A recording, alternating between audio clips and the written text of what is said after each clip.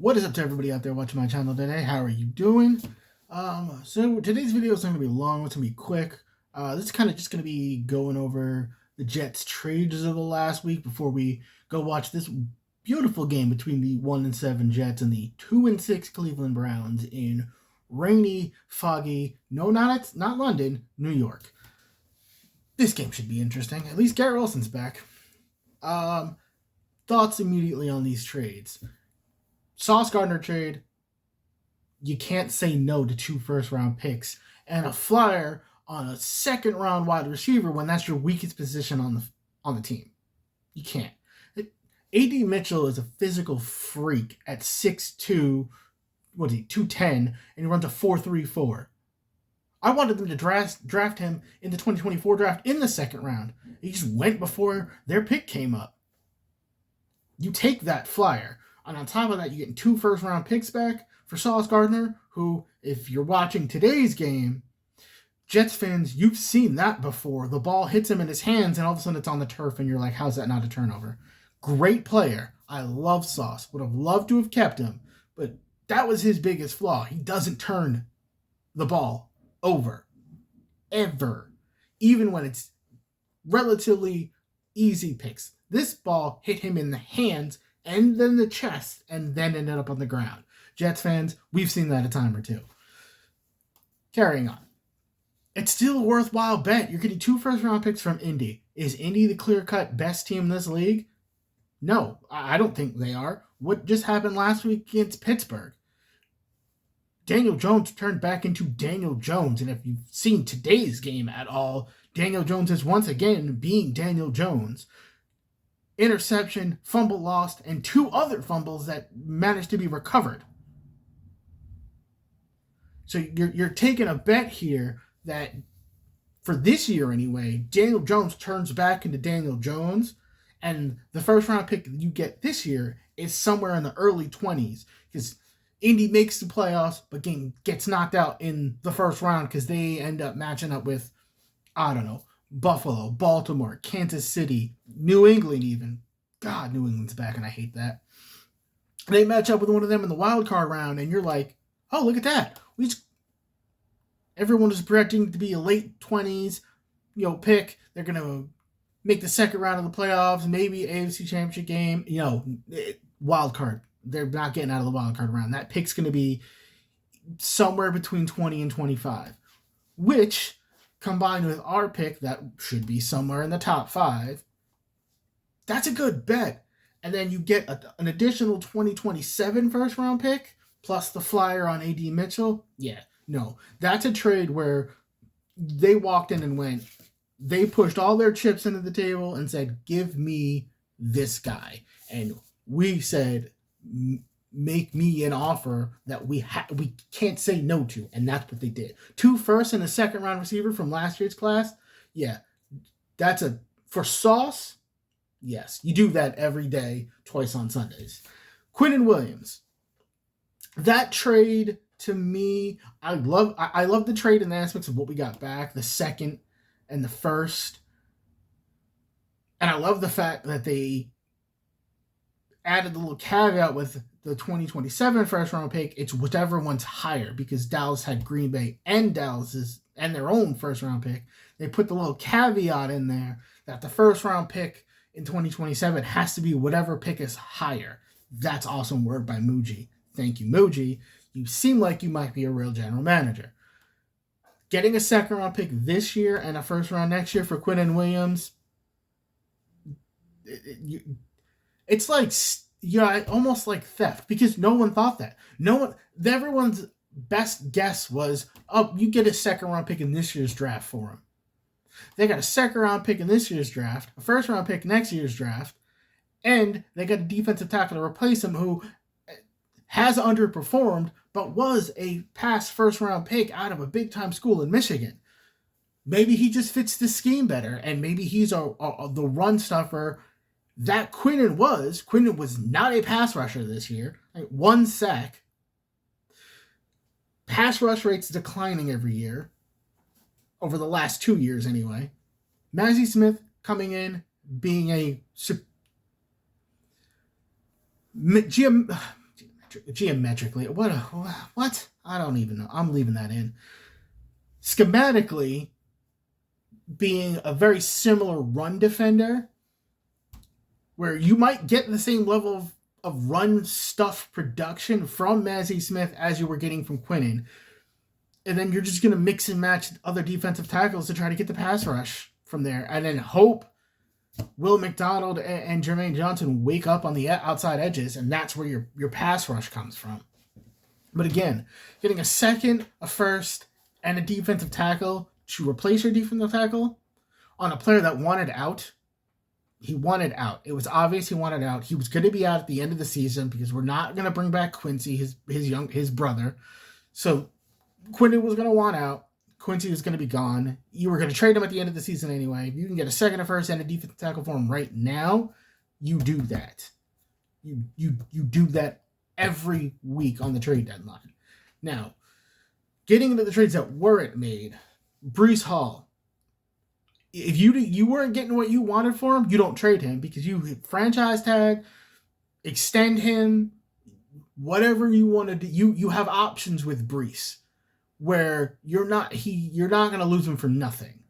Even if you don't give him the franchise tag or even the transition tag for a running back and you lose him a free agency, your comp pick for what the contract he was going to get, it would have been better than whatever you were trading him for currently. So it made no sense to take a bottom of the 4th round pick that Kansas City was offering. Kansas City was offering a 4th round pick. It's pretty much been confirmed across the league at this point.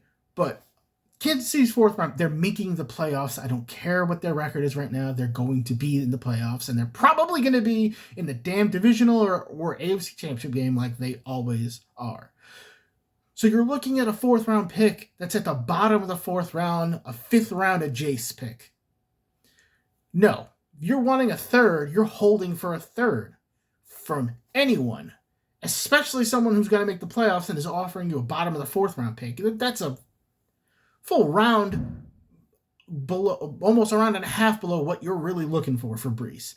So, no, you take that, you either transition tag, franchise tag, you extend it full out, you got plenty of salary cap space going forward now with the Sauce and the Quinnen trade. So you got plenty of salary cap space.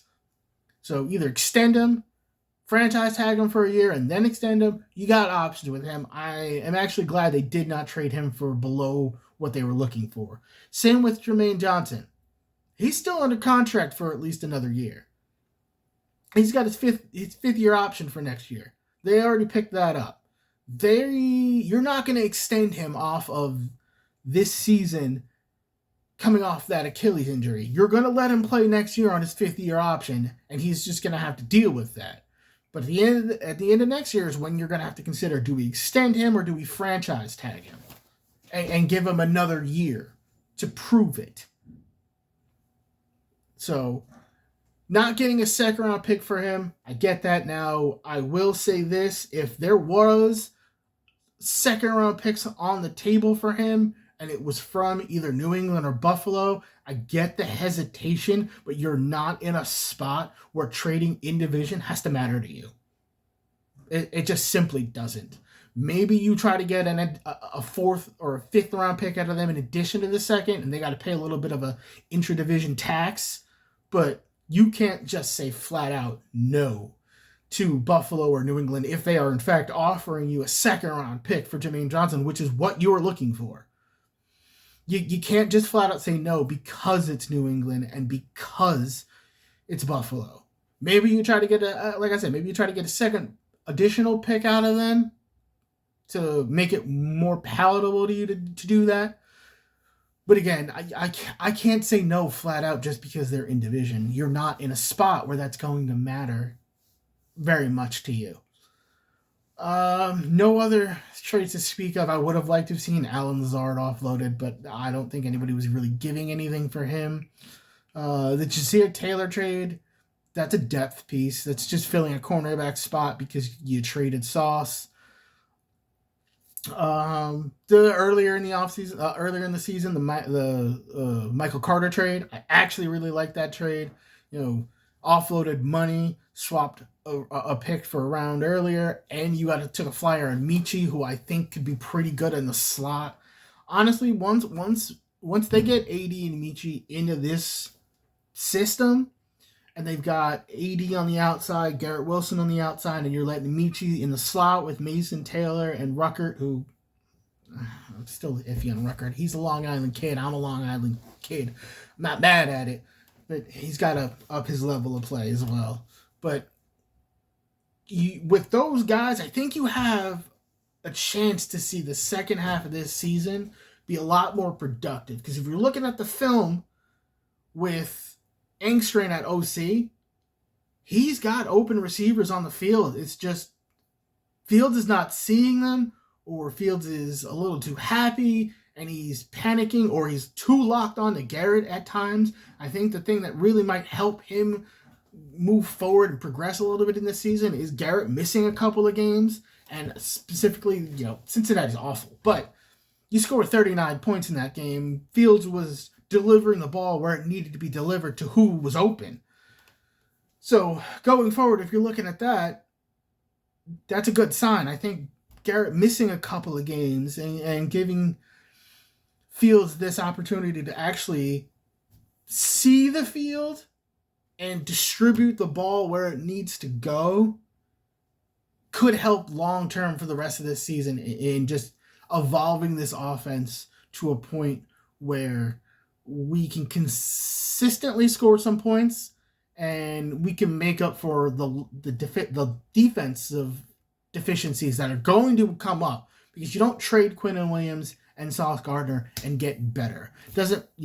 No matter how much I love AZ Thomas, and the fact they got him in the third round, steal. I was doing mock drafts and I had them taking AZ Thomas in the second round when I was doing mock drafts last offseason. So for them to get him in the third round, steal. Loved that. That was amazing. I think he'll be in the system that Glenn wants to run. He's going to be a perfect corner. Stevens has played a lot better across from him after a rough couple of weeks, but I think he's got the system down now, and he's playing the best football I've literally ever seen that kid play. Stevens has been out of this world. And Brownlee for a 7th round pick, Muji again, steal. He's the perfect slot corner in this particular defense. Now, we just need Sherwood to step up. Like I mentioned earlier, Jermaine Johnson and Milgnot on the edges need to step up. There's pieces here to make this defense at least passable for the rest of the season if everybody plays up to their potential.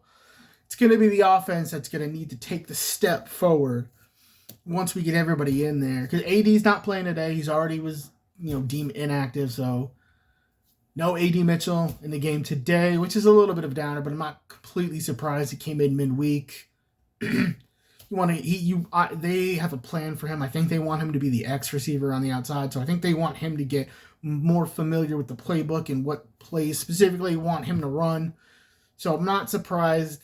I'm not entirely surprised he's inactive. I was given that a 50-50 shot, but those are my thoughts on that.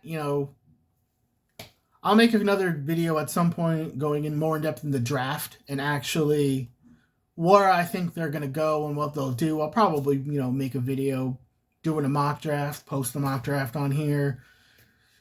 I do so many mock drafts. I end up doing probably 10 to 15 every off season, because that's the highlight of a Jets fan's life at this point is, okay, so it's mid-October. Yeah, we're done, right? Yeah, we're done.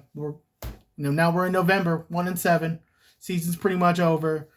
It's just going to be how high we're picking. But at some point, we'll go into a little more in-depth in the NFL draft. I'll do a video on that, who I think they'll take, who I think they should take, who I would stay away from, who I don't think is a scheme fit schematically there. We'll get into that stuff in a later date. But again, I'm going to go try to watch this Jets game and not poke my own eyes out or pull my hair out. Hopefully it's a clean game and we at least show some semblance of moving forward.